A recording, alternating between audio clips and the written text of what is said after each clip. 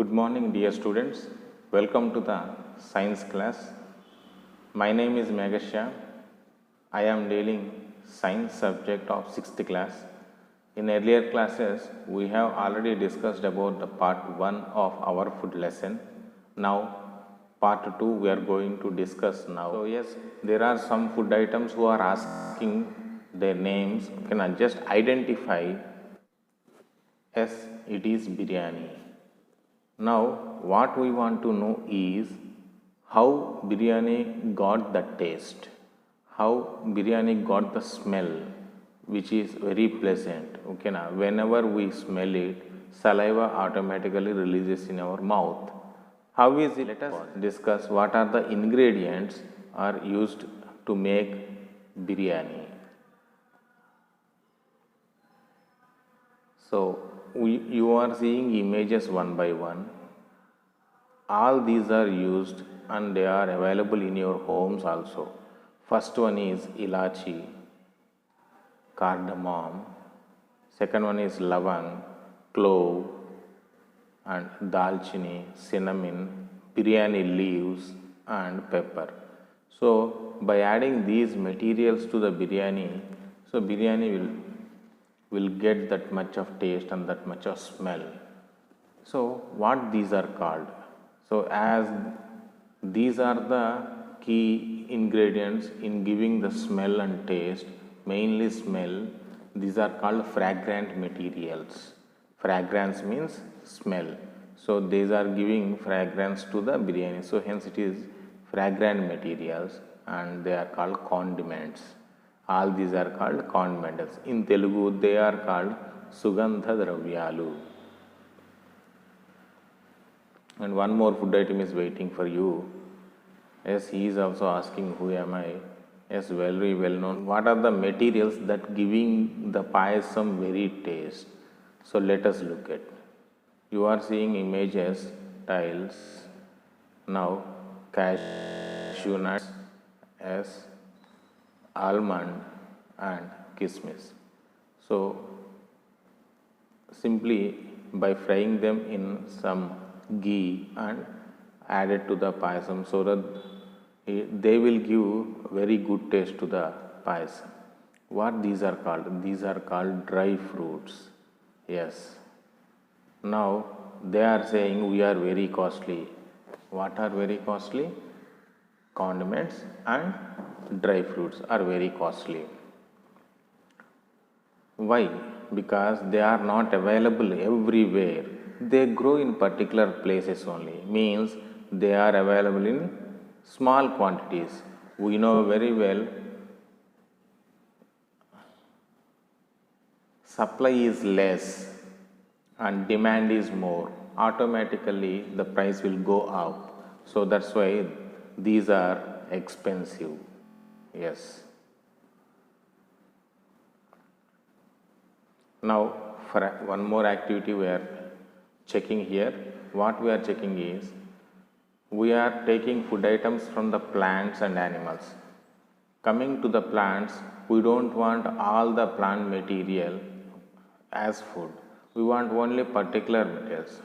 Suppose if mango is there, from mango tree, what we take? Only fruit, not the leaves, not the branches, not the bark, like that. Okay, not the stem, not the roots. So means we are selecting food items from the some of the plant materials here we have mentioned. Let us see from which part they are taking. Yes. So first one, fenugreek, mentulu in Telugu. So generally they are leaves and seeds. Okay. Next, mustard. Yes, they are seeds. Sugarcane, it is the part of stem. Carrot, it is a part root. Onion, it is also a part root. Cabbage, it is a flower. And asafoetida, inguva, it is a resin. Resin means some gummy material to the plant. Okay, now going to different methods of preparation. Let us see one by one. First one is rice. Generally, how rice is prepared? By boiling paddy grains. Next, idli. How idli is prepared? Rice and dal are first fermented, then they will got steamed.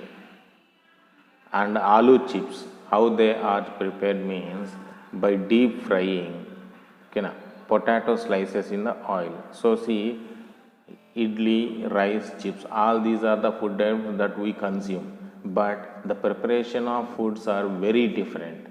So if we do properly the method, then only they will give us good taste and healthy material.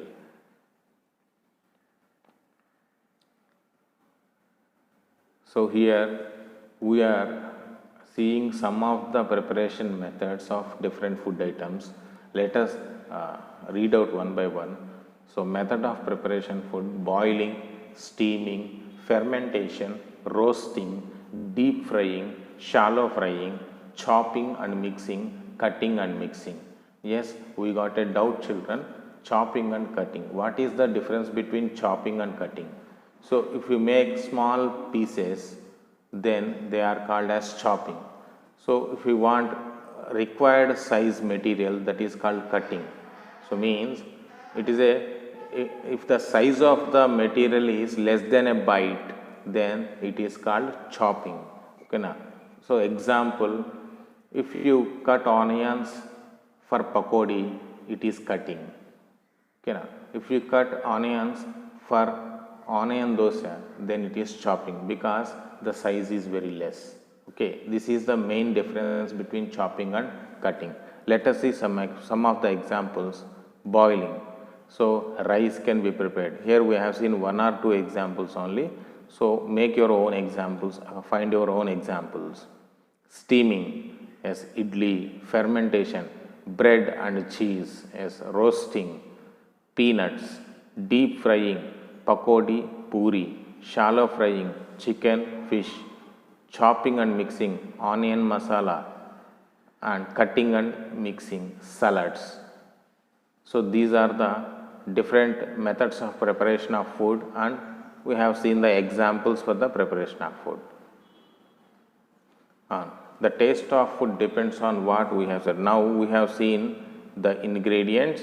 Second one, method of preparation. Third one, our cultural habits. So how our cultural habits gives taste to the food? Yes, it depends on, it changes from place to place. Let us see example. If you go to China, where the people feel that lizards, snakes and frogs are very tasty, but in our culture we just simply hate it. We treat them as lives. So this is the cultural difference from India to China. So they will eat, we cannot. So in this way, the cultural habits also will give taste to the food. Let us think together. Now image is showing here. It is gutti vankaya curry, stuffed brinjal curry. Yes. So it is very tasty, we know. And can we eat this after keeping outside for 2 days? Yes, no, we cannot, because it is harmful as it gets spoiled. So means brinjal curry, generally curries, all will get spoiled in 1 or 2 days only. Now let us see the example, mango pickle. Yes, this after 2 days. Yes, definitely we can eat even after 3 months. So why so? Means why brinjal curry is spoiled in second day, and why this mango pickle is tasty even after 3 or more months.